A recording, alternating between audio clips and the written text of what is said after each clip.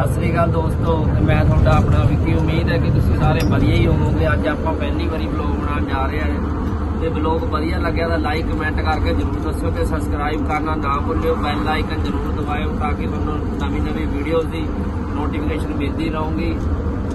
ये आप चले अज बद्दी के कलकत्ते नूं निकलता सी कल ही गए घर से। इस टाइम पुज गए असी लखनऊ एक्सप्रैस ते कनौज ते चढ़ के लखनऊ पुजने वाले। मैं लग्या शौकी वीरे वाली गड्डी चलान। शौकी वीरा कहना मैं भी एसी का स्वाद लेना, तो मैं कहा लै चला लै। मैं भी देखा LV चला के बहुत टाइम हो गया चलाई नहीं। अपने वाली चली लाडो अगे अगे।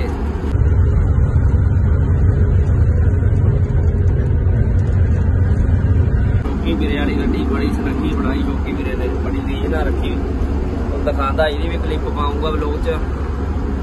जे ब्लॉग वधिया लग्या तो जरूर लाइक कमेंट शेयर जरूर करो तो सबसक्राइब करना ना भूलियो।